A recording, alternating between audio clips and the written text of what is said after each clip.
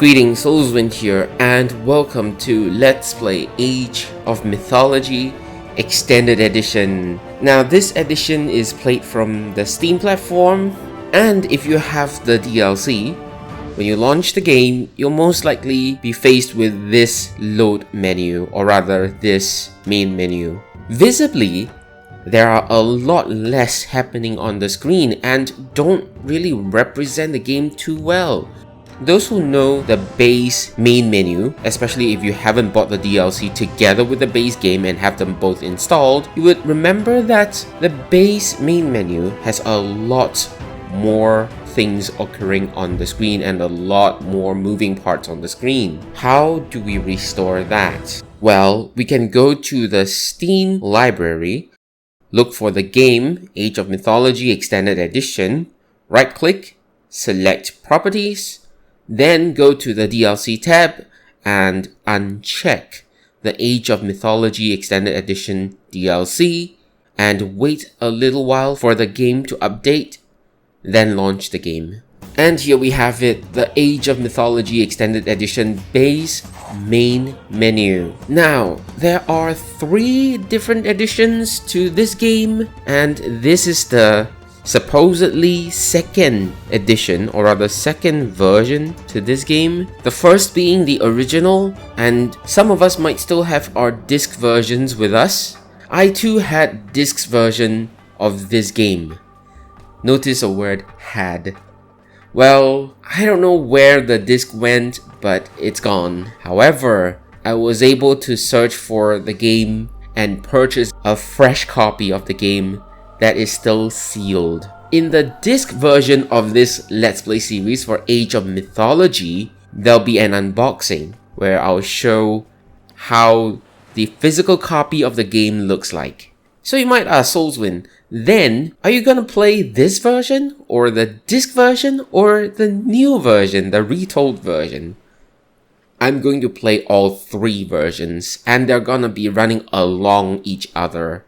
To prevent subscribers' notification boxes from getting overcrowded, only the retold version will have notifications switched on. So whenever the retold version is published on the channel, the other 2 episodes of the same mission will also be available on the channel.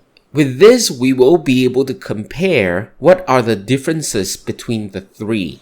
The extended edition on Steam supposedly improving the graphics and whatsoever, and the retold vastly improved graphics.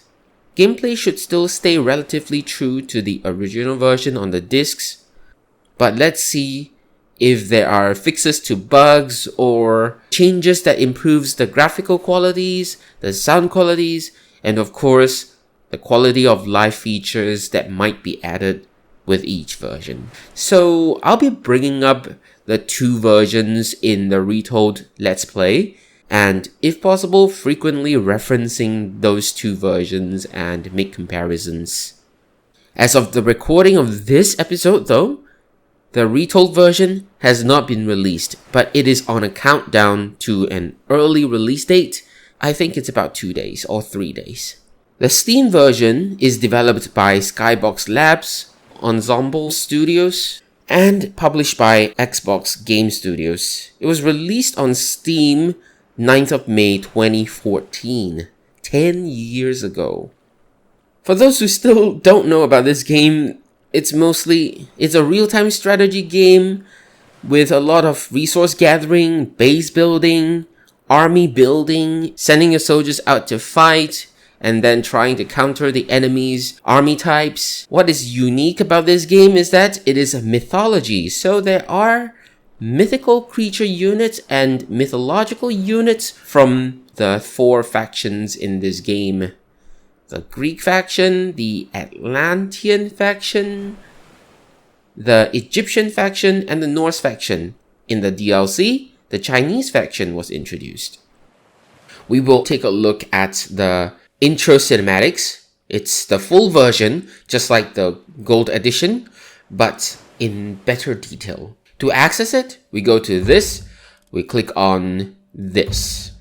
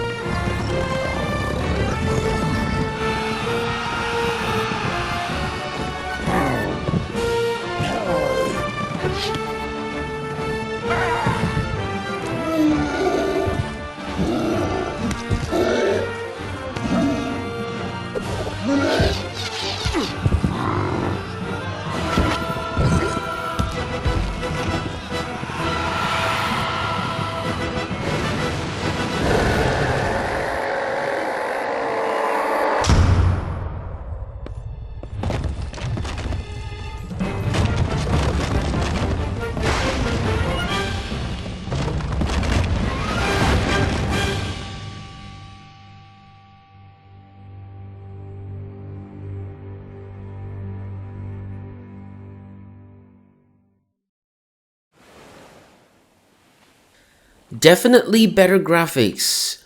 Isn't that right? Now, I can talk more about the cinematic now that we see it in better detail and better quality. So the thing is that for the cinematics, we see how the wandering soldier was in like a museum or some sort of like a petrified place. I think it's like a pantheon or something. But anyway, that person got some flashbacks of the battles and everything, and then there were like just units falling to the mythical creatures, from centaurs to minotaurs, whatever. In the next scene though, he looked up to the ceiling, he saw the mythical god, I think that was Zeus, and then Zeus cast lightning that sort of revitalized the injured warriors and even seemed to have given them better armor. If I noticed that correctly, seems like upgraded armor, and they could then turn the tide of the war. So it kinda gives us hint as to what's gonna happen in the game, what's available in the game, upgrades and everything, mythical creatures and whatnot, even god powers, and it's just telling us a story without a single word uttered from the game. Just cries of war and everything, but not a word. So telling a story without saying a word, that is a very, very powerful tool when done correctly. And I think Age of Mythology really did that quite well. So it's like, the Greek faction was losing the war and everything, and then with the help of worship of the mythical gods, they were granted new powers, and with those powers they were able to turn the tide around. And right at the very end, you see the trident of Poseidon dropping on that warrior. Seems like Poseidon is gonna feature heavily in the story, and the trident is the focus of the cinematic right at the very end. And we will see it soon enough that indeed it has got something to do with Poseidon and the trident. So we get to take a look at the settings, and we see that these are all enabled. I've set them to the highest by default. I think because of my hardware, this was the lowest and some of these were off, but we can switch them all on. We can unlock the camera to remove restriction on the zooming. We can one-click garrison. We can change this to friend or foe colors. Camera rotation, which probably will not be enabled here. It will only be enabled later, probably for the comparison episodes. But that's about it for settings and everything like that. We also have got the Steam Workshop, I think. And what is this thing? Oh, yeah, the history is in the hourglass history, yeah. Alright, that's kind of cool. So if we want an encyclopedia, we can refer to this. As for single player, there's all these things available, like campaign, learn to play, and whatever. And then we're on version 2.8.5288199. We have editor, we have the network play, and whatsoever. So in the next episode, we will be starting with the tutorial. I think so. Okay, what about this? Yeah, the credits are here. This is what we will look at when we start the Titans part of the campaign, I think. Yep, that's it. I really like this whole color scheme. It's just so nice. Gold and red and a lot of blue and green and yellow. It's just all the key colors are all there.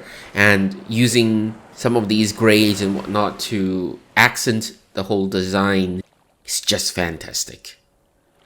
Isn't it nice to be able to just look at this screen and already have a lot of moving units and whatever? Like we have the Chimera, we have the fishing boat, we have the Hippocampus, the Colossus, and the Citizens. I would like to say thank you so much for watching, even though nothing much has been happening and I've just been rambling on and on about the main menu. Alright, thank you so much for watching, or rather listening to me ramble. I hope to see you next episode. That's all I have for now. Have a nice day.